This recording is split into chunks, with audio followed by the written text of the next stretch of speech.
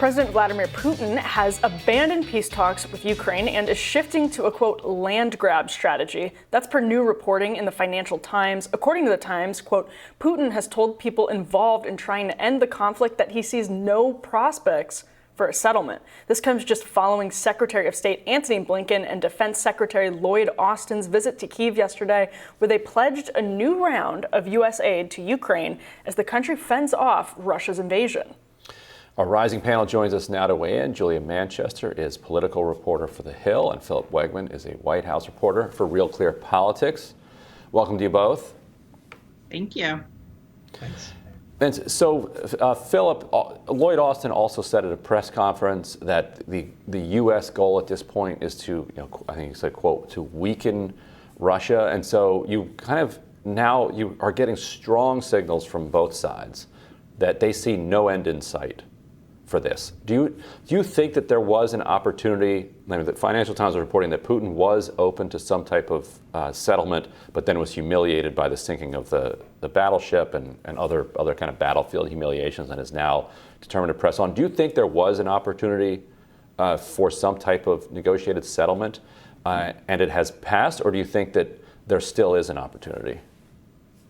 Well, I'm glad that you mentioned the sinking of the battleship and then also the defense secretary, because that bookends things pretty well here. Let's not make this any harder than we have to. You've got the U.S. Secretary of Defense saying that the object of the United States is to substantially weaken Russia, which is, no surprise. It's just interesting that he's saying that out loud. And then you've got this report which seems to imply that Putin has abandoned negotiations.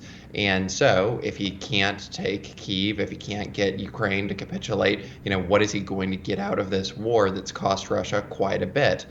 Certainly, the hope would be, if you're Moscow and if you, have invaded your neighbor and have no respect for anyone's territorial sovereignty, well, your hope is to get as much as you can. That before things are over, you end with a bunch of territory on your side. Maybe that means, cutting Ukraine off from the sea. Just maybe it means drawing the lines exactly where troops are now. But I think what's interesting about this is if Putin really is saying at this point that he's not interested in any negotiations, that's going to require the United States to rethink things, because we've heard from the White House again and again that one of their chief aims is to strengthen Ukraine's hand at the negotiation table. They've been sort of hesitant to say that their chief aim was actually to help the Ukrainians push the Russians out of their country altogether.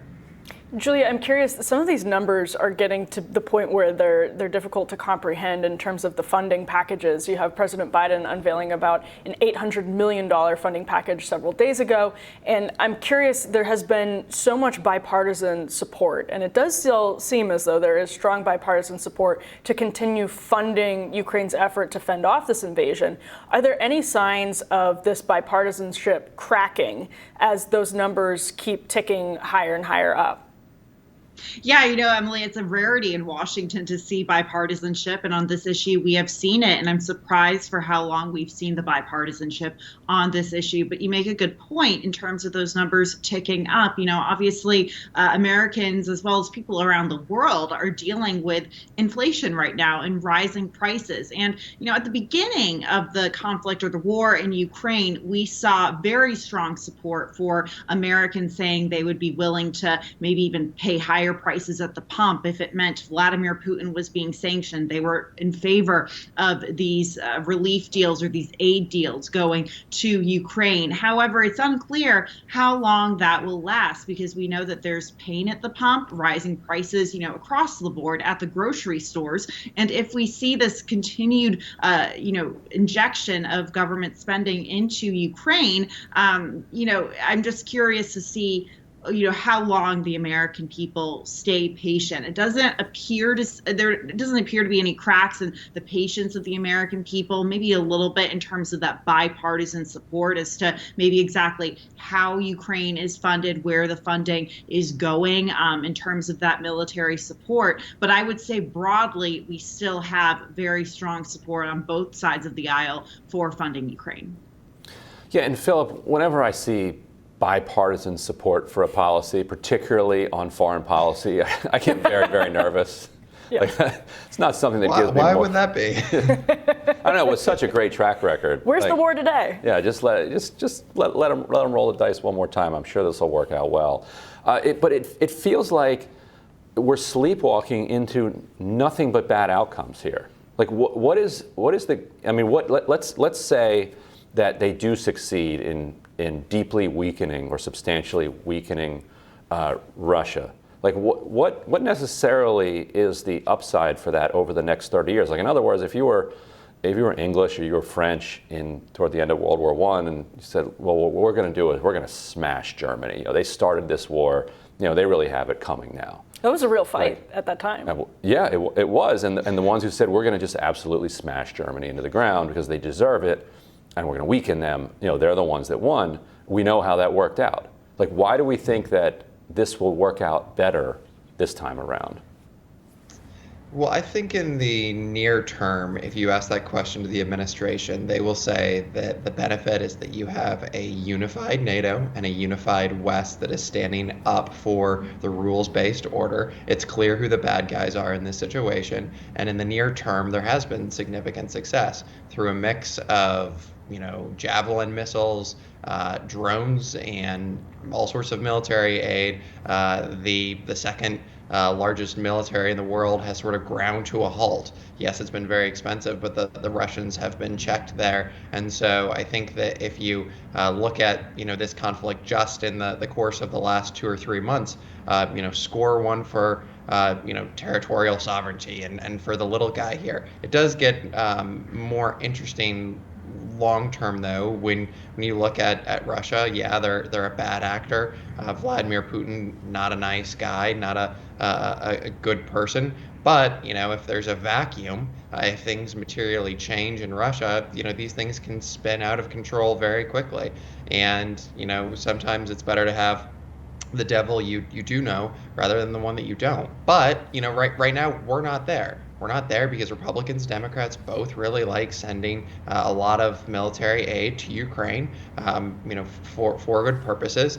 And I think that a testament to that is that you've got members of Congress now who are looking around and saying, well, the thing that we can't agree on, the thing that we actually can't get something done on, is Title 42. What if we maybe marry that to Ukraine defense aid? Right, that shows just how popular this war is in Congress currently.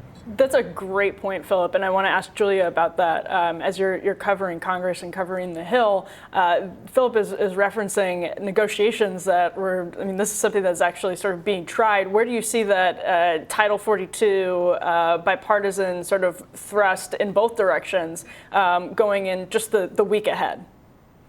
Well, I think looking at those moderate Democrats, like Maggie Hassan, for example, from New Hampshire in the Senate, Henry Cuellar in the House in South Texas, there are lots of moderate Democrats who are very much in favor of keeping Title 42 for the time being. And it seems with reports that the Biden administration could be backtracking on its decision to end it, the administration is very much feeling that pressure. That being said, though, they're also feeling pressure from progressives on this issue. The question is, what is the political outcome they want to weigh? There are moderate Democrats on the border who are in serious jeopardy of potentially losing their seats in the Senate or the House. So I think the White House is cognizant of that. However, it remains to be seen how they respond to that progressive pressure to get rid of it.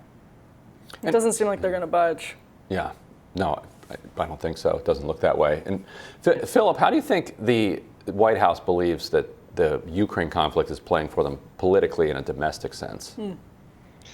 Well, Ukraine hands the administration an excuse, right? I think that there's a caricature of this argument that they like to shoot down quite often. But it's fair, right? They get accused of pointing to the pain that they feel at the pump that Julia mentioned, moments ago. That they get accused of pointing at Putin and saying, well, he's responsible for this. And to some extent, that's not fair because prices were already going up and inflation was already a thing. And then it also is kind of fair, right? Because this land war in Europe did shock prices. But the administration, so far they see that they've been able to contain this conflict. They haven't gotten directly involved, other than sending billions of dollars of aid over there. The aggressor has been sort of checked. So they see this as a win that sort of gets them out of some trouble domestically. And, maybe this is a notch on Biden's belt for all the times that he promised that, leadership would be back and that, he could lead the West. Julia, quickly before we run, do you see a similar dynamic playing out with members of Congress? They sort of feel political wins at their back when they are dealing with this Ukraine issue in particular. Yeah, absolutely. I think they do feel those political wins at their backs because it's an issue of bipartisanship. We know that that's positive coverage for them, and they can talk about how they're reaching across the aisle. So absolutely. But at the same time, ultimately, when it comes to these members who are facing re-election in November, I don't think Ukraine is going to be a deciding factor for voters. It might play a role, maybe for some voters in the decision-making process, but it's not going to be the one factor. Julie Manchester and Philip Wegman, thank you both so much for your time this morning. Thank you.